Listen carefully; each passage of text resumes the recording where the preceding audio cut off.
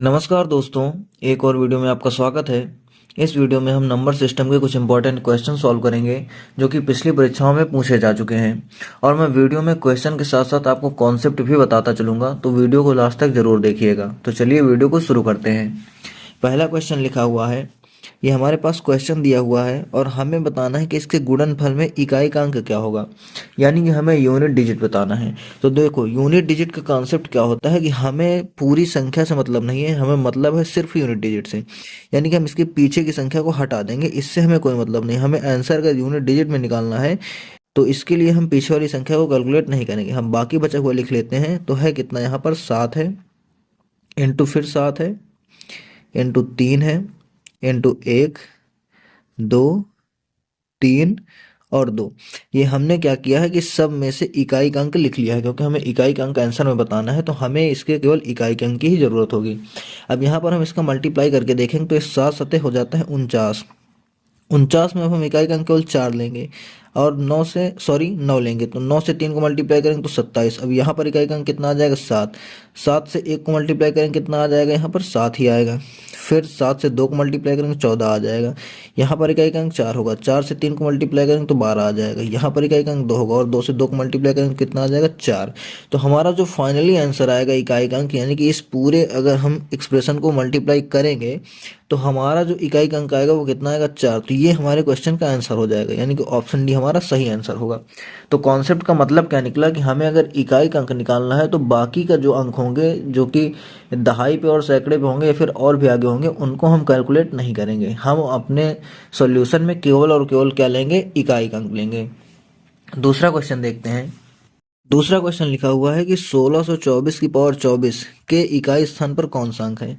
तो यहाँ पर भी हमें इतने बड़े को सॉल्व नहीं करना। अब इसके लिए आप शार्ट देखिए कि इसको हम कैसे सॉल्व करेंगे। लिखा हुआ है क्या कि 1624 इस पूरे की पावर क्या है, 24 है। तो इकाई का अंक निकालने के लिए नीचे की संख्या में से हमें सिर्फ इकाई का अंक 4 लेना है, तो ये हो जाएगा 4 की पावर 24। अब देखो, इसके आगे दो तरीके हैं। पहला तरीका मैं 4 के अगर केस में बता देता हूँ, तो देखो 4 की पावर जब भी कभी 1 होती है तो 4 की पावर 1 की वैल्यू 4 आएगी। 4 की पावर 2 तो कितना हो जाता है, 16। 4 की पावर अगर 3 करेंगे तो कितना होता है, ये 64। 4 की पावर अगर हम 4 करेंगे कितना हो जाता है, 256। तो अब यहाँ पर अगर आप एक चीज अगर नोटिस करो तो यहाँ पर देखो, जब भी पावर ऑड आ रही है तो इकाई का अंक 4 आता है। यहाँ पर भी पावर ऑड है तो इकाई का अंक 4 आएगा। इसका मतलब क्या हो जाए कि जब भी कभी 4 की पावर ऑड होती है तो इकाई का अंक हमेशा 4 आता है। और इवन केस में देखो तो इकाई का अंक 6 आ रहा है, यानी कि जब भी कभी 4 की पावर इवन होती है तो इस केस में इकाई का अंक हमेशा 6 आता है। ये इसके लिए 4 के लिए स्टार ट्रिक हो जाती है। और यही ट्रिक 9 में भी काम करती है, यानी कि 9 के लिए भी जब 9 की पावर ऑड होती है तब इकाई का अंक हमेशा 9 आता है। और जब 9 की पावर इवन होती है तब इकाई का अंक हमेशा 1 आता है। ये इन दोनों में ट्रिक काम करती है, किसमें, 4 और 9 में। तो यहाँ पर क्वेश्चन में हमारे पास 4 दिया गया, 4 की पावर अब 24 देखो तो 24 क्या है, ये एक इवन संख्या है। तो इवन संख्या, तो यहाँ पर इकाई का अंक कितना आ जाएगा, देखो जब भी इवन होती है तो इकाई का अंक हमेशा 6 आता है। तो ये हमारे क्वेश्चन का आंसर हो जाए कौन सा ऑप्शन, ऑप्शन डी हमारा राइट आंसर होगा। अब थोड़ा मैं आपको इकाई के अंक के बेसिस पे थोड़ा कॉन्सेप्ट बता देता हूँ। कॉन्सेप्ट की अगर हम बात करते हैं तो देखो, जो 1 होता है, 5, 6 और 0, ये जो 4 संख्याएं होती हैं, जो 4 अंक होते हैं, इनका इकाई का अंक कभी नहीं बदलता। यानी कि अगर इनकी पावर कितनी भी दी हुई हो तो इकाई का अंक हमेशा और हमेशा यही संख्या आएंगी। जैसे अगर मैं आपको एग्जांपल बता देता हूँ, तो एग्जांपल में मैंने ले लिया जैसे 540। 540 की पावर मैं कितना में कर दूं, 247। लास्ट में जीरो नहीं हटेगा, तो जीरो की पावर कितनी भी लगा देंगे, यानी कि इसका इकाई का अंक कितना आएगा, हमेशा और हमेशा जीरो ही आएगा। एक के केस में अगर देखते हैं, जैसे मैंने ले लिया 241, अब इसकी पावर में कितनी भी कर दूंगा, 233 कर दिया मैंने, तो यहाँ पर भी इकाई का अंक 1 है, तो ये कभी नहीं चेंज होगा, इकाई का अंक हमेशा और हमेशा 1 ही आएगा। उसी तरह 5 और 6, यानी कि ये 4 अंक ऐसे हैं कि इनका इकाई का अंक कभी चेंज ही नहीं होता है, पावर कितनी भी आ जाए। दूसरा कॉन्सेप्ट अगर हमने देखो अभी देख लिया है 4 और 9 के लिए, तो मैंने कॉन्सेप्ट बता दिया है कि जब भी 4 की पावर ऑड होती है तो इकाई का अंक 4 आता है, और जब 4 की पावर इवन होती है तो इकाई का अंक 6 आता है। 9 के लिए भी मैंने बता दिया है कि जब 9 की पावर ऑड होती है तो इकाई का अंक 9 आता है, और जब 9 की पावर इवन होती है तो इकाई का अंक 1 आता है। अब बचने वाले जो अंक हैं उनका देख लेते हैं, कौन कौन से अंक बचे हैं, 2 है, 3 है, 7 है और 8 है। ये 4 अंक बच रहे हैं। तो इन चार के केस में क्या होता है, आप एक चीज ध्यान दो कि जो भी इकाई का अंक होता है तो हर एक अंक की जो साइक्लिसिटी होती है, साइक्लिसिटी वो क्या होती है, 4 होती है। इसका मतलब क्या होता है कि हर एक अंक 4 पावर के बाद में अपना इकाई का अंक रिपीट करता है। जैसे आप 2 का एग्जांपल ले लो तो देखो 2 की पावर 1, 2 की पावर 2, 2 की पावर 3, सॉरी 2 की पावर 3, 2 की पावर 4, 2 की पावर 5, यहाँ तक देखते देखो 2 की पावर 1 की वैल्यू 2 होती है, 2 की पावर 2 की वैल्यू 4 होती है, 2 की पावर 3 की वैल्यू 8 है, फिर 16 है, फिर 32 है। देखो अभी मैंने बताया साइक्लिसिटी 4 होती है, इसका मतलब क्या, मैंने बताया कि 4 के बाद में पावर फिर से रिपीट हो जाती है इकाई का अंक। अब देखो यहाँ पर भी 2 था और जस्ट 4 के बाद में फिर से 2 आ गया। अब अगर 2 की पावर आप 6 देख लोगे तो ये हो जाता है 64। देखो फिर से अगला रिपीट कर दिया। इसका मतलब क्या होता है कि जितने भी अंक होते हैं हर एक अंक की साइक्लिसिटी 4 होती है। मतलब पावर को हम 4 से डिवाइड कर देते हैं तो हमें पता चल जाए कि इकाई का अंक क्या है। जैसे हमें कोई भी संख्या दी हुई है जिसका इकाई का अंक 2 है, मैं एग्जाम्पल के लिए मान लेता हूँ कि हमारे पास दिया हुआ है कि 242, इसकी पावर दी हुई है 33। हमें बताओ इसका इकाई का अंक क्या होगा। तो हम कैसे लगाएंगे, इकाई का अंक के लिए पहले तो इधर के अंक को हटा देंगे, ये हो जाएगा 2 की पावर 33। अब 2 की पावर 33 में जो पावर है इसको हम 4 से डिवाइड करेंगे, क्योंकि साइक्लिसिटी 4 होती है तो इसको हम 4 से डिवाइड करेंगे और जितना शेष आएगा उसको लिख देंगे। तो अगर इसको हम 4 से डिवाइड करते हैं तो 2 की पावर कितनी आ जाएगा, 4 से काटेंगे तो 4 अठे 32, बचेगा कितना, 1। जो बचेगा उसको हम लिख लेंगे, क्योंकि साइक्लिसिटी में क्या होता है कि जितने 4 आ जाएंगे 4 बार उतने कटते चले जाएंगे। अब ये 2 की पावर 1 की वैल्यू कितनी होती है, 2 होती है, और यही हो जाएगा हमारा इकाई का अंक। तो जब भी हमें क्या होगा, किसी भी संख्या में जो लास्ट वाला इकाई का अंक अगर 2, 3, 7, 8 दिया होगा तो उसकी पावर को हम पहले 4 से डिवाइड करेंगे और जितना शेष बचेगा उसको लिख लेंगे। अगर पूरा पूरा कट जा रहा है तो पावर हमें 4 लिखना है, ये चीज़ आप ध्यान देना। मतलब क्या है, जैसे किसी भी संख्या मान लिया 233 है, इसकी पावर दी हुई है 16। अब यहाँ पर तो हम इसको काट देंगे, हो जाएगा 3 की पावर 16, और इसको अगर 4 से हम डिवाइड करेंगे तो पूरा पूरा कट जा रहा है, तो हमें 3 की पावर 0 नहीं लिखना, हमें 3 की पावर 4 लिखना है। ये चीज़ थोड़ा ध्यान देना, ये इस कॉन्सेप्ट को ध्यान देना। तो मैंने सारे बता दिए, जो 0, 1, 5 और 6 होते हैं इनका इकाई अंक कभी नहीं बदलता। 4 और 9 के केस में ऑड और इवन का चलता है। 2, 3, 7 और 8 इनके केस में क्या करेंगे, हम साइक्लिसिटी 4 का यूज करेंगे, यानी कि पावर को 4 से डिवाइड कर देंगे। तो मैंने इतना कॉन्सेप्ट बता दिया है। अब नेक्स्ट क्वेश्चन देखते हैं। क्वेश्चन लिखा हुआ है 257 की पावर 45 इंटू 248 की पावर 73। इसमें हमें इकाई का अंक बताना है। अब मैंने अभी पिछले क्वेश्चन में आपको बताया था कि जो 7 होता है और 8 होता है इनकी साइक्लिसिटी 4 होती है, यानी कि पावर को अब हम 4 से डिवाइड करेंगे। तो इसको मैं एक बार फिर से लिख ले रहा हूँ। 257 की पावर कितना है, 45 इंटू 248, इसकी पावर कितनी है, 73। यहाँ पर हम काट देंगे पिछले वाले अंकों को, क्योंकि हमें मतलब है सिर्फ और सिर्फ इकाई के अंक से। तो ये हो जाएगा 7 की पावर 45 इंटू ये हो जाएगा 8 की पावर 73। अब क्या करेंगे, 7 और 8 जो होते हैं इनके लिए हम साइक्लिसिटी 4 का यूज करेंगे। तो यानी कि पावर को हम 4 से डिवाइड करेंगे और जितना शेष बचेगा उसको लिख लेंगे। तो यहाँ पर अगर 45 को हम 4 से डिवाइड करते हैं तो कितना आ जाएगा, 11 चौक 44 होता है, 1 बचेगा। इंटू अगर हम 73 को 4 से डिवाइड करते हैं तो यहाँ पर 4 एक कम 4 हो जाएगा, 3 बचेगा, 33, 4 अठे 32, यहाँ पर भी 1 बचेगा। अब इसको हम मल्टीप्लाई कर देंगे, यहाँ पर 7 की पावर 1 की वैल्यू 7 आ जाएगी, इंटू 8 की पावर 1 की वैल्यू 8 आ जाएगी, मल्टीप्लाई करेंगे तो कितना आ जाएगा, 56। हमें बताना था इकाई का अंक, तो इकाई का अंक हमारा कितना आ जाएगा, 6। ये हमारे क्वेश्चन का आंसर हो जाएगा। कौन सा ऑप्शन सही होगा, तो जो नंबर 2 ऑप्शन है ये हमारा सही आंसर हो जाएगा। नेक्स्ट क्वेश्चन देखते हैं। लिखा हुआ है 263 की पावर 149 प्लस 263 की पावर 150 प्लस 263 की पावर 151। इसमें हमें इकाई का अंक बताना है। अब देखो यहाँ पर इकाई की जगह पर 3 है और 3 की साइक्लिसिटी 4 होती है, तो हम 4 का यूज करेंगे, यानी कि पिछले अंकों को हम काट देंगे क्योंकि हमें सिर्फ इकाई का अंक बताना है। तो हो जाएगा 3 की पावर 149 प्लस ये हो जाएगा 3 की पावर 150 प्लस ये हो जाएगा 3 की पावर 151।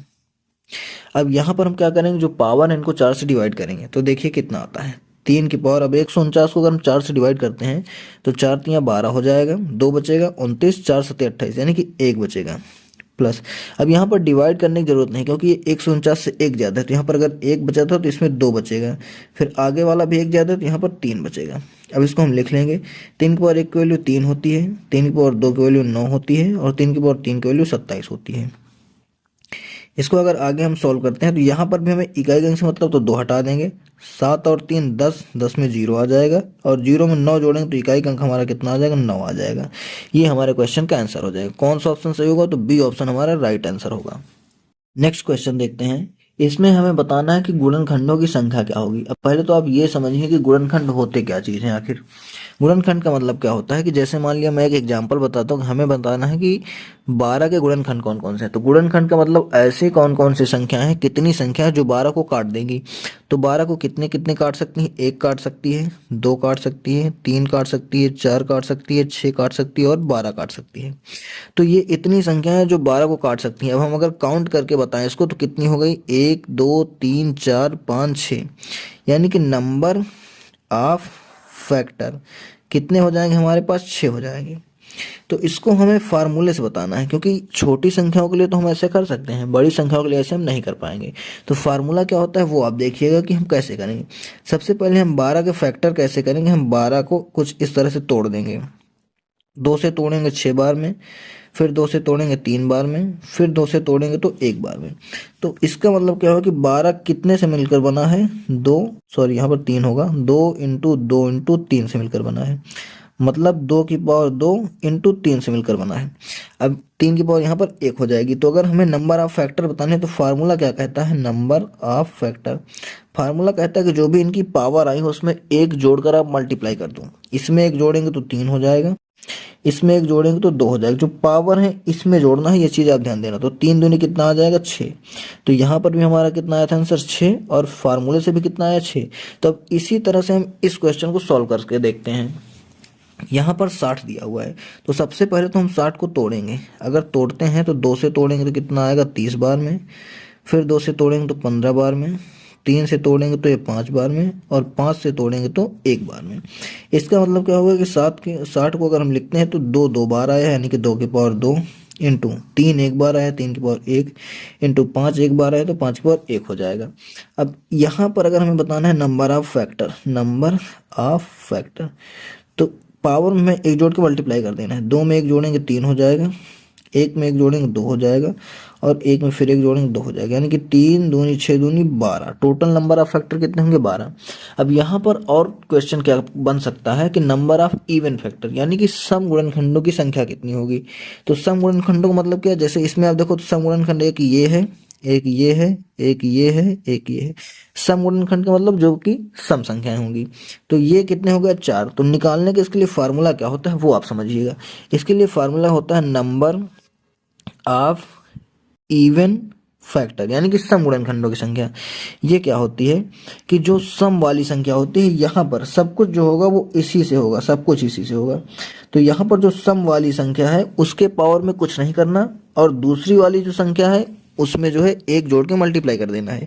तो सम को ऐसे ही लिख देंगे और बची वाली में 1 जोड़ देंगे, यानी कि 2। तो 2 दूनी कितना हो जाएगा, 4 आ गया। फार्मूले से हमारे 4 आ गया, यहाँ पर भी कितने थे, 4। तो अगर यहाँ पर हम बताना चाहें कि 60 के लिए नंबर ऑफ इवन फैक्टर क्या होगा, तो देखो नंबर ऑफ इवन फैक्टर ये कितना हो जाएगा। तो देखो यहाँ पर जो इवन वाला है इसको सेम टू सेम उतार लेना है, यहाँ पर 2 का 2 लिख लेंगे, बाकियों में 1 जोड़ देंगे, इसमें 1 जोड़ेंगे, इसमें 1 जोड़ेंगे, तो हो जाएगा 2 इंटू 2। तो कितना हो जाएगा, 2 दूनी 4 दूनी 8 आ जाएगा यहाँ पर। दूसरा क्वेश्चन और आता है नंबर ऑफ ऑड फैक्टर। तो यहाँ पर अगर ऑड देखो तो देखो एक ये है ऑड संख्या, एक ये है ऑड संख्या, यानी कितनी आई, केवल 2 आई। तो इसके लिए फार्मूला क्या होता है, नंबर ऑफ ऑड फैक्टर। इसके लिए फार्मूला क्या होता है कि जो इवन वाली संख्या होती है उसको छोड़ ही देते हैं, यानी कि इसको हम अब काउंट ही नहीं करेंगे, बची वाली में 1 जोड़ देंगे। तो अगर 1 में 1 जोड़ेंगे तो कितना आ जाएगा, 2 आ जाएगा। तो यहाँ पर भी देखो हमारे पास 2 अंक थे, यहाँ पर भी हमारे पास 2 आया। तो यहाँ पर अगर हम निकालना चाहें कि नंबर ऑफ ऑड फैक्टर क्या होगा, तो देखो कैसे निकालेंगे नंबर ऑफ ऑड फैक्टर। तो यहाँ पर भी इवन वाले को, यानी कि इसको हम काउंट ही नहीं करेंगे, बचे हुए में इनमें जो है 1 1 जोड़ देंगे। तो पहले में इसमें 1 जोड़ेंगे तो 2 हो जाएगा, और इसमें 1 और जोड़ेंगे तो इसमें भी 2 हो जाएगा, यानी कि 2 दूनी कितना आ गया, 4। तो यहाँ पर 4 होंगे। अब यहाँ पर एक इंटरेस्टिंग चीज़ क्या है कि जो ये दो चीज़ें आई हैं, नंबर ऑफ इवन फैक्टर और नंबर ऑफ ऑड फैक्टर, अगर हम इन दोनों को जोड़ देते हैं तो हमारे पास नंबर ऑफ टोटल फैक्टर आ जाएगा, यानी कि ये जो हमने निकाल रखा था। 4 में 2 जोड़ देंगे 6 आ जाएगा। यहाँ पर भी अगर आप देखो तो अगर हम 8 में 4 जोड़ देंगे तो 12 आ जाएगा। तो ज़रूरी नहीं कि हम इस फार्मूले को यूज करें, हम टोटल में से इसको माइनस करके भी निकाल सकते हैं, तो ऐसे भी इसको निकाला जा सकता है। तो ये चीज़ आपको समझ में आ गई होगी। इसी के बेस पर एक और क्वेश्चन ऐसा ही देख लेते हैं फैक्टर निकालने का।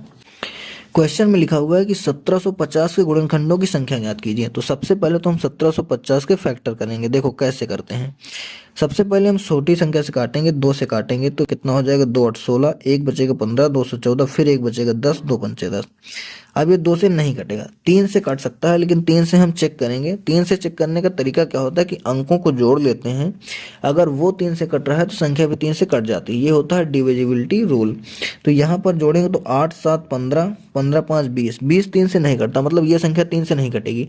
और काटते किन किन से हैं, जो प्राइम नंबर होते हैं, यानी कि 2 3 5 7 11 13 17 19, इन जो ऐसी संख्याएं होती हैं इनसे ही यहाँ पर काटा जाता है।